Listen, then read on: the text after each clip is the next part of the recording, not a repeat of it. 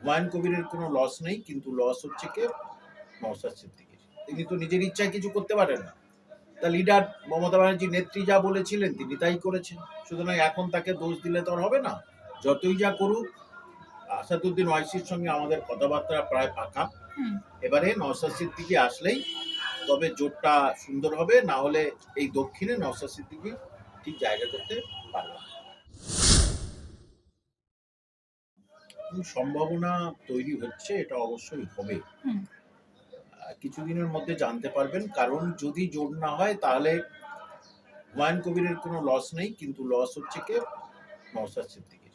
কারণ ওই একটা জায়গায় নওশাদ সিদ্দিকী যদি জোট না করে তাহলে ওই জায়গাটাও হারাতে হবে, কারণ ওখানে আমাদের প্রার্থী রেডি আছে এবং সে লোকাল প্রার্থী, বহু পুরনো, 20 বছর ধরে জনপ্রিয় নেতা ওখানে। সুতরাং তাকে আমরা দাঁড় করাবো। সুতরাং যতই যা করুক, আসাদুদ্দিন ওয়াইসির সঙ্গে আমাদের কথাবার্তা প্রায় পাকা। এবারে নওশাদ সিদ্দিকী আসলেই তবে জোটটা সুন্দর হবে, না হলে এই দক্ষিণে নওশাদ সিদ্দিকী ঠিক জায়গা করতে পারবে না। 26-এ কি তার মানে মুসলিম ভোট নিয়ে টানাটানি হবে, এটা খুবই স্পষ্ট। এবার মমতা বন্দ্যোপাধ্যায়ের কোনো নেক্সট হাতিয়ার কি হতে চলেছে আপনাদের কি মনে হয়?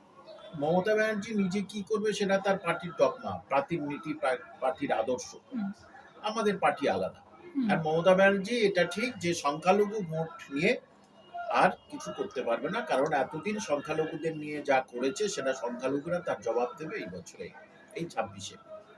এই যে পার্টিতে এটা মেইনলি হচ্ছে সংখ্যালঘুদের ওপরে বেস করে সবাই বলছে যে করা হচ্ছে বা কিছু, কিন্তু টার্গেট তো শুধু সংখ্যালঘুদের হতে পারে না, রাইট?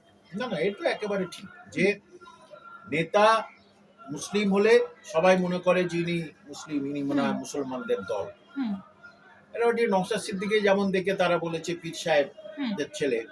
সুতরাং অনেক হিন্দু আছে তারা মনে করতে পারে সে আবার হিন্দুদের কি করে হয়। সুতরাং এটা যাই হোক, নওশাদ সিদ্দিকীর দেখবেন হিন্দুদের ভোট পায় না।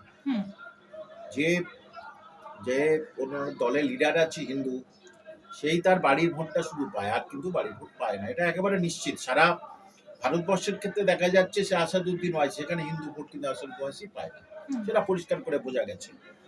যে সুতরাং এখানে হুমায়ুন কবির কেউ যেহেতু মসজিদ নিয়ে শুরু হয়েছে, কিন্তু ভারতবর্ষে বা পশ্চিমবঙ্গের রাজনীতিতে তো শুধু মুসলমানের রাজনীতি নিলে হয় না, হবে না। সুতরাং সমস্ত ধর্ম বর্ণের মানুষ এখানে থাকবে এবং থাকছে, সেটা আমরা বুঝে গেছি।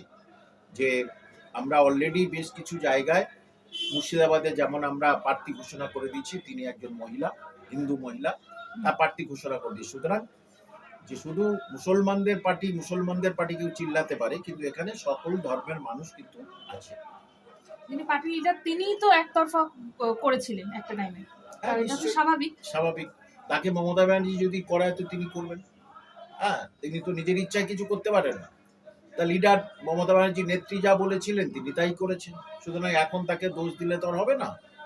এখন কিন্তু তিনি সবকিছু ছেড়ে ছুড়ে দিয়ে একেবারে সবকিছু ত্যাগ করে তিনি হিন্দু মুসলিম সবাইকে নিয়ে এই জোটে দাঁড়াবে। কারণ যে কোনো জায়গায় যে কোনো কেন্দ্রে দাঁড়াবে, সেখানে তো পুরো মুসলমান নয়, সেখানে তো কিছুটা হিন্দু আছে।